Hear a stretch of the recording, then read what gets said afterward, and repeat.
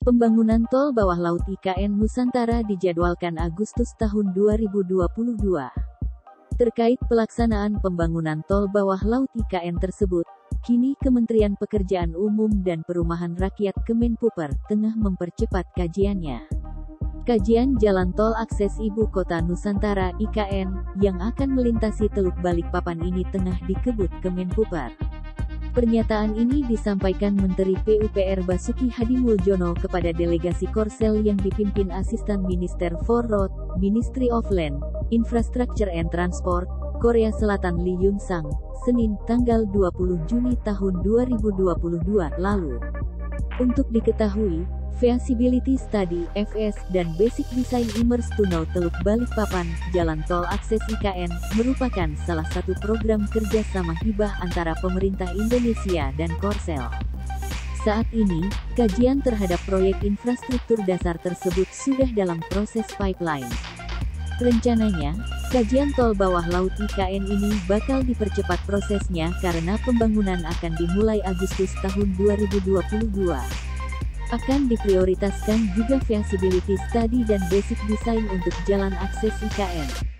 Karena kami akan memulai pembangunan infrastruktur dasar IKN pada Agustus tahun 2022 mendatang, ujar Basuki Hadimuljono di laman Kementerian PUPR, Selasa, tanggal 21 Juni tahun 2022, seperti dikutip tribunkaltim.co dari kompas.com. Sementara itu, Asisten Minister for Road Lee Yun Sang mengungkapkan, setelah seminar konferensi pada tanggal 21 Juni tahun 2022, pihaknya akan melakukan technical study ke IKN pada hari berikutnya. Para direksi dan peneliti kami akan ikut ke lokasi untuk menggali lebih banyak ekspansi kolaborasi antara kedua negara, jelasnya. Adapun selain pembangunan IKN termasuk jalan tolnya, terdapat bentuk kerja sama hibah lainnya antara Indonesia dengan Korsel. Meliputi pembentukan manajemen konstruksi digital dan hijau di Indonesia, serta pembentukan sistem informasi jalan tol di Indonesia. Keduanya dalam proses pipeline. Kemudian, manajemen terpadu untuk Structural Health Monitoring System (SHMS) untuk jembatan nasional di Indonesia, serta penyusunan master plan dan pilot sistem Intelligent Transport Systems (ITS) untuk area metropolitan Jakarta.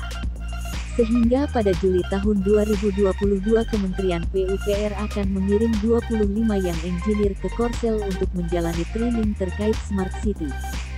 Selain itu, juga 14 young engineer yang juga akan ke Korsel untuk belajar mengenai SHMS jembatan. Ini merupakan bentuk kerjasama yang lebih konkret selain diskusi-diskusi yang kita lakukan pada seminar atau konferensi, lanjut Basuki.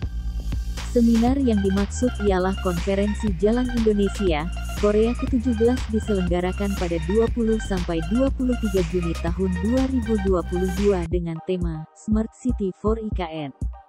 Kemenpuper berencana akan membangun tol bawah laut di Ibu Kota Negara (IKN) Nusantara, Penajam Pasir Utara, Kalimantan Timur. Dikutip tribunkaltim.co dari kompas.com, Kepala Badan Pengatur Jalan Tol (BPJT) Danang Parikesit mengatakan tol bawah laut tersebut melewati Teluk Balikpapan menuju IKN Nusantara. Jadi ada semacam terowongan yang ditenggelamkan di laut atau di sungai sehingga kendaraan bisa melintas, kata Danang kepada wartawan di Gedung Auditorium Kementerian PUPR, Jakarta, Senin, tanggal 24 Januari tahun 2022. Selama ini akomodasi untuk menyeberang sungai biasanya menggunakan jembatan. Karena itu, tol bawah laut atau disebut juga sebagai submersible crossing akan menjadi penghubung antara Balikpapan Samarinda ke IKN Nusantara.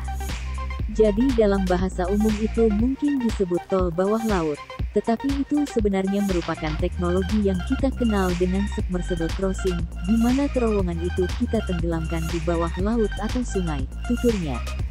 Danang menjelaskan hingga saat ini, tol bawah laut tersebut masih dalam tahap proses pembahasan mengenai detail engineering design (DET). Sementara itu, staf ahli Menteri PUPR bidang teknologi, industri dan lingkungan Endra S. Atmawijaya mengatakan dibangunnya tol bawah laut IKN Nusantara ini sebagai upaya untuk melindungi lingkungan dan ekosistem sekitar. Tujuannya tentu untuk melindungi lingkungan sekitar.